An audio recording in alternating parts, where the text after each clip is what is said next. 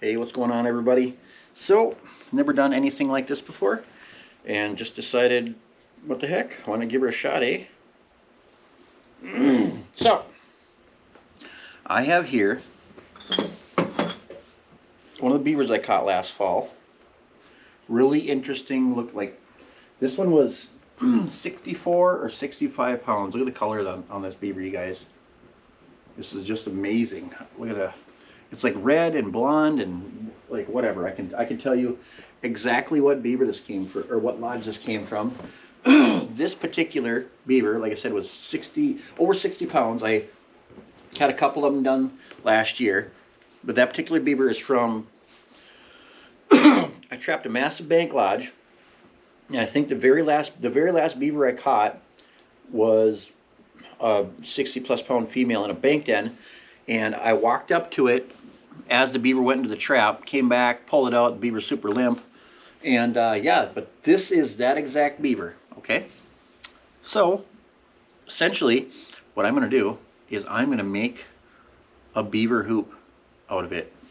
And what I'm going to use, I have some really long trees here. I believe they're maple.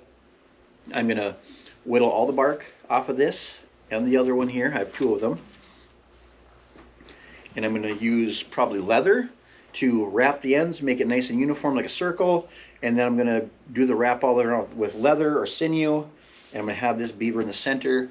And I'm going to sign it. And I'm going to auction it off on my channel to the highest bidder. I'm not sure how that's going to work yet. If I should just, direct everybody over to my Facebook page, or have a, have like a fire sale on, this video. Yeah, so, I mean, if you're seeing this video, you know what's going on. I'm going to show you a bunch of the, the stuff that I do, or, and I'm going to show you a lot of the process of what this is. But like I said, this is a 60 plus pounder that I caught personally myself, and I'm making everything by myself by hand. Never done it before, but I've been watching a lot of videos, and I think it'd be interesting, a different way to make some money off my fur that I've been catching. And yeah, and I'm working on getting a boat for guiding, so trying to, boats cost money. The one that I've been running is not my boat, and I need a decent boat for guiding. So anyway, yeah, so I'm going to auction this off, and let's see how this goes. All right, you guys, so little update here. I literally removed all of the bark off of these two long narrow branches. Now I'm going to wrap them in a circle, and I have them overlap each other, and I'm going to wrap the leather around to get them together, and then I'm going to let them dry like that. They're pretty stiff, but if you work it nice and slowly and easily with your knee, you can get these in a good circle. And I'm going to, like I said, I'm going to wrap these up with leather, and when I get to that point, I'll show it to you, and then I'm most likely going to let that dry for a couple days. I do have another hoop in there that I tried. Wasn't big enough. I made that about a week ago. Put it in the position I wanted it to. I pulled it out. Turns out it kind of went back to the original shape. So I pushed it into the door frame, left it there for like 5 days straight. Pulled it out. It kept its form. So now that I've pulled the bark off of this, don't have to worry about this rotting. And I'm going to use some leather and lash it together, and we'll be back. Oh, yo, what's up, everybody? So, kind of gonna be phase 2 or 3 or whatever you want to call it, 4 or 5, I don't know, of making this beaver hoop. So, and mind you guys, I'm flying by the seat of my pants here. So here's the hoop. See this? This thing turned out so awesome, you guys. Look at this. Big, huge hoop. Bam. Okay. I'm going to show you what I did here. I actually joined the two edges together here with leather. See that? Leather all the way down this maple here. And then on the back side here, kind of cool. See where I ended right here? So what I did was I overlapped the leather, and I tied it in a really tight knot right here. And then all of this around here, I just put super glue on it.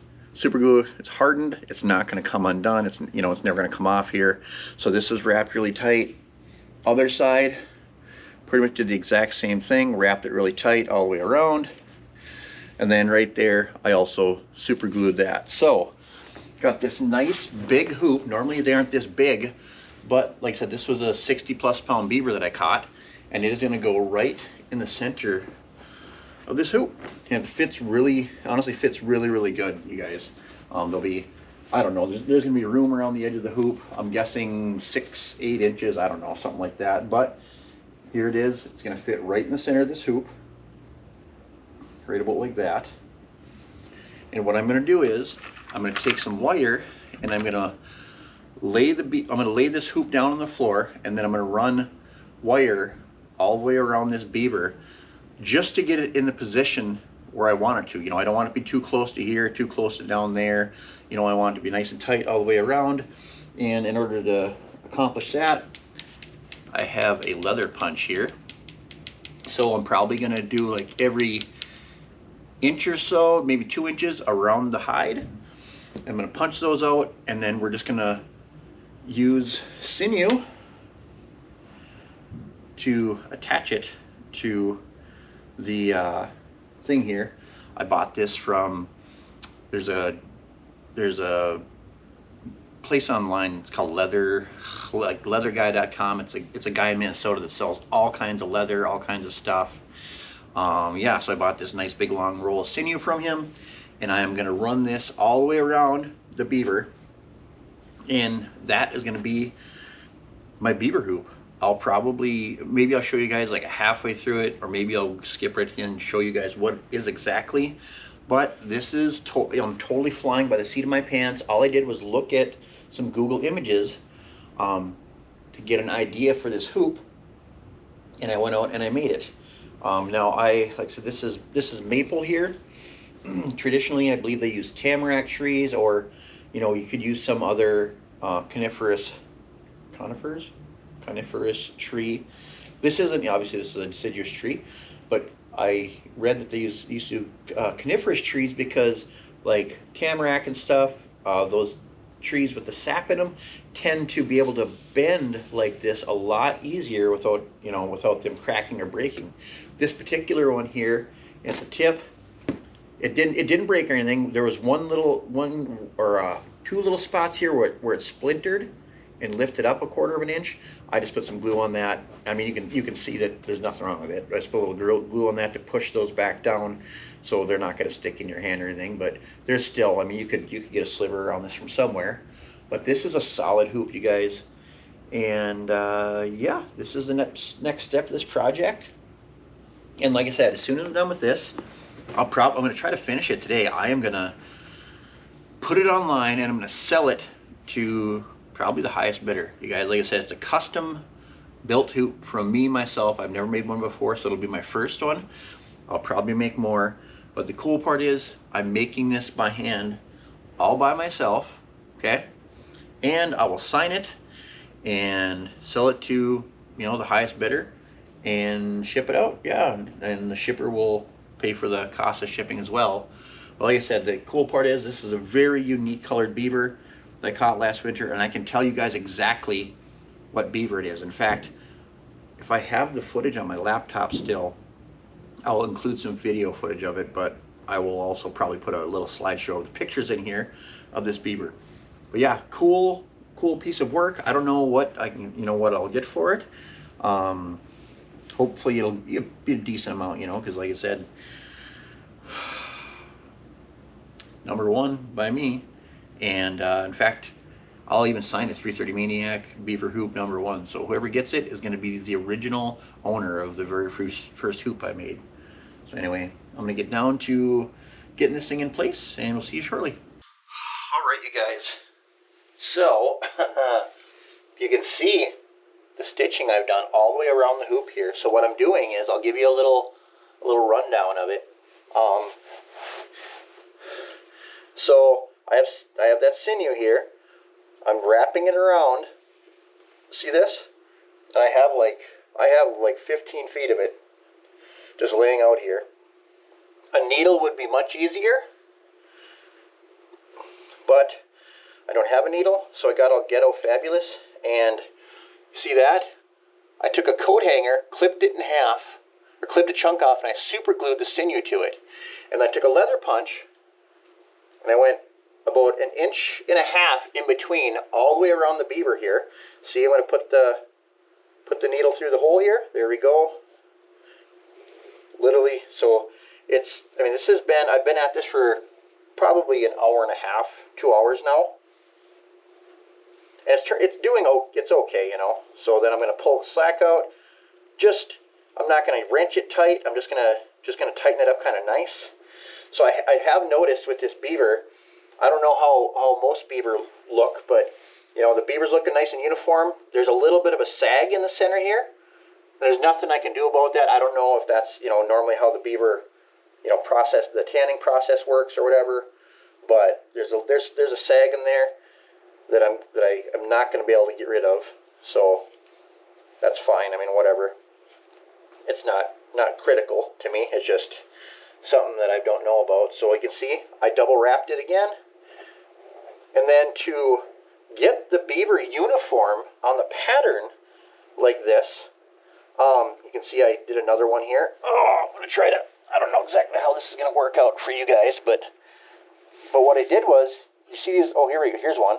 I took some of this wire that I used to tie muskrat traps to, and I just went around the beaver, and I put a little wire in just to get it kind of centered as best I could. And then as I work my way around here, oops, oh God, I shouldn't have did this. There we go. As I work my way around the hoop, I literally am undoing the wire. See this? I'll undo this wire now. There we go. Take it off, throw it back here. Look at that area. Then I'm gonna go and double wrap it, pull all the slack out again, like this.